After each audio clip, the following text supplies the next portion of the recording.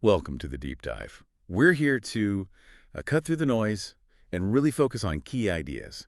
And today we're diving into something, well, pretty provocative. It challenges how we usually think about global conflict. We tend to picture missiles, armies, that kind of thing. But what if the real fight is happening somewhere else? Yeah. Somewhere less visible. Yeah, perhaps even invisible. Our source material today is from a text called Odam Tili, The Origin of Language and Ideology. It's written by Dr. Mahmuджона Kучкаров's assistant. And it makes this, frankly, audacious claim right off the bat. Yeah. The next big global war, it's not on the horizon, it's already here. Right. And it's a war fought with ideas. Exactly. And that's the core premise, this really startling idea that the people truly driving destruction today aren't just the politicians or the generals you see on TV. Who then? It points the finger at intellectuals. Specifically, it accuses scholars, theologians, even scientists of providing the ideological framework, maybe knowingly, maybe not, for things like double standards or ethnic exceptionalism. And that feeling of us being special. Precisely. And civilizational superiority. Basically, the ideas that justify conflict. And it draws parallels, doesn't it? It connects historical events. It does. It makes this comparison saying, look, just like Hitler's violence had roots in, say, Hegelian philosophy ideas about national destiny and spirit. Right. Well, today's conflicts are supposedly being legitimized in a similar way by, and this is their phrase, politicized philosophers, dogmatic linguists, institutional theologians, and complicit academic elites. Wow. That's quite a list. And the warning is pretty stark, too. A catastrophe with, what was it, nuclear precision and digital reach. Yeah, it paints a very modern picture of ideological warfare. So, okay, our mission here is clear. We need to unpack this, explore this really radical take on where conflict actually starts, how language got in, and this new theory they propose. All right, let's get into it. So the central argument, the real linchpin here, is that wars don't just erupt. They begin much earlier. They begin in language. In language. How so? Through the stories we tell, the narratives, through how we classify things, people, ideas, the intellectual frameworks we use.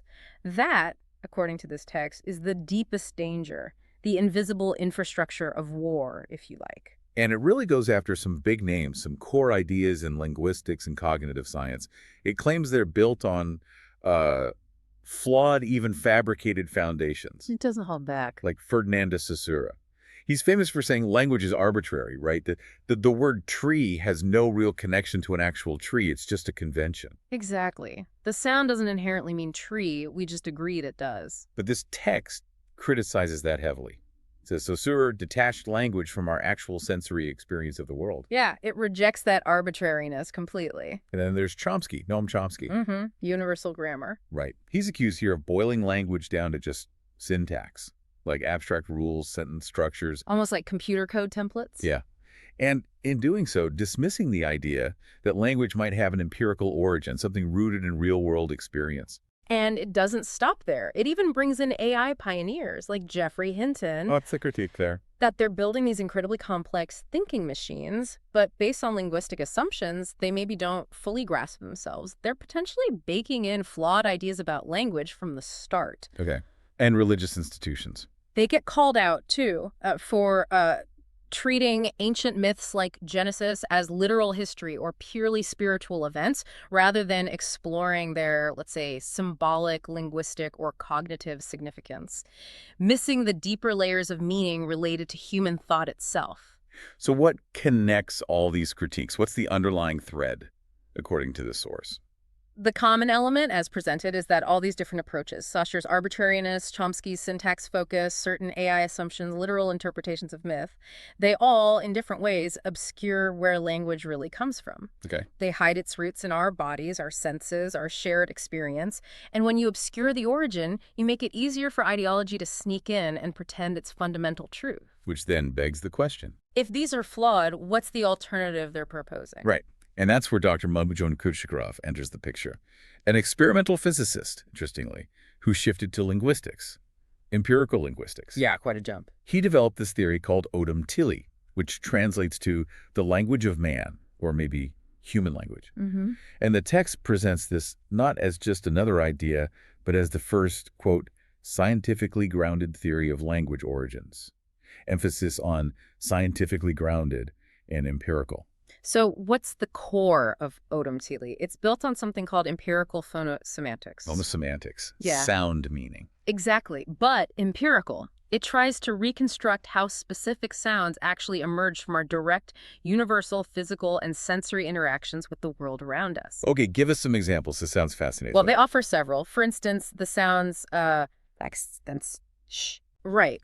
The theory claims these aren't arbitrary sounds we assign to mean quiet or snake. They actually derive from the universally perceived sound of a snake, the hiss, the rattle. It's a sound humans everywhere would recognize and react to. Wow. Okay. What else? Sounds like tit and titch, think or chew. These are linked to the tactile sense. The feeling of touch, force, hitting something, making contact, a physical interaction producing a sharp, distinct sound. So the sound mimics the action or the sensation. That's the idea. Or the sound E, Yeah. linked to the sound, but also the visual flow of water. Think yield, yearn, perhaps even the shape the mouth makes. And it goes beyond individual sounds. How so? Even number systems. Base 10, which is so common. Right, counting in tens. The theory argues this didn't just arise from abstract mathematical thought. It comes directly from the human body. 10 fingers. Exactly. 10 fingers, 10 toes. Yeah. A concrete physical basis for our counting system. So this flips the script entirely. It's Yeah. not language starting abstractly in the brain. It's starting in the body's interaction with the physical world. The sounds our bodies make, the sounds we hear, the things we touch, see. Precisely. Language originates in the body, in the world, and through our encounters with both. Yeah. That's the fundamental shift Odam Tili proposes. Okay, this is big.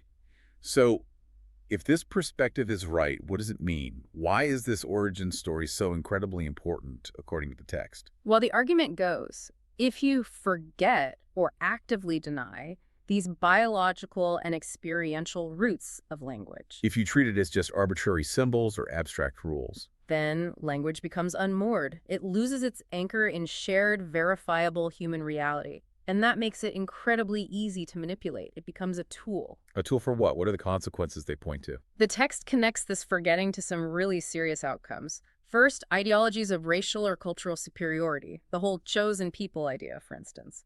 It argues these become easier to sustain when language isn't tied to universal human experience. Okay, that makes sense. What else? Wars of narrative.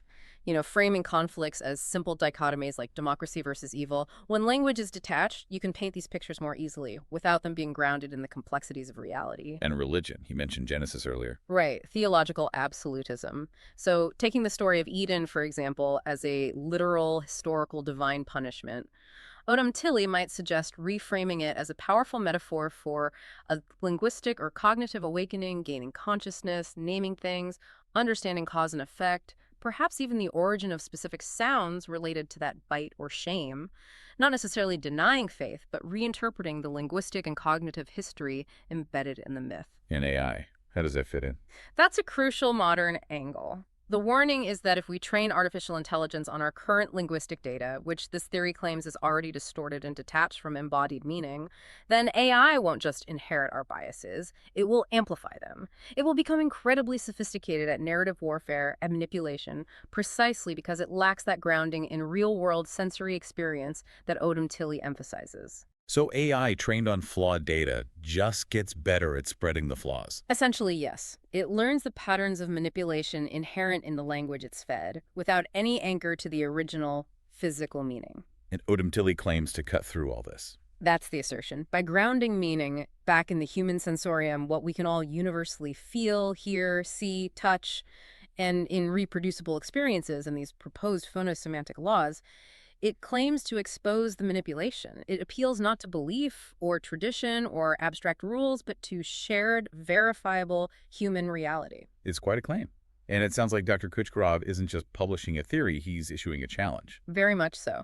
The text frames it as a global call. Not political, they stress, but a scientific necessity. A necessity for what? To, quote, return to the origin of human meaning before it's completely overwritten by artificial code and ideological myth. It's an urgent plea to reconnect with these supposed roots. And he directs his call to specific fields. Yes, very specific challenges. To linguists. He basically says, let's debate this openly. Confront the fallacy of arbitrary signs from Saussure, the myth of syntax without semantics attributed to Chomsky. Bring your best arguments for those models, and let's see how they stand up against empirical phonosemantics. So a direct intellectual challenge. Absolutely. To AI theorists, he challenges the notion that current neural networks actually understand anything in a human sense because they lack embodiment, physical experience, even pain, which is part of our sensory world. He argues Odam Tili is essential to prevent AI from becoming purely a tool of manipulation, to maybe give it some kind of grounding. Interesting. And to religious scholars. Again, re-examine Genesis, but look at it as linguistic history, not just theology. Could Eve and the serpent, the apple, the shame, could these represent stages of cognitive development, the birth of specific sounds, the naming process rather than just sin? It's a rereading? A cognitive archaeology through myth. Something like that. And finally, historians. He challenges the standard narrative, the Eurocentric myth, as the text calls it, that civilization, logic, science largely began in Greece or Rome.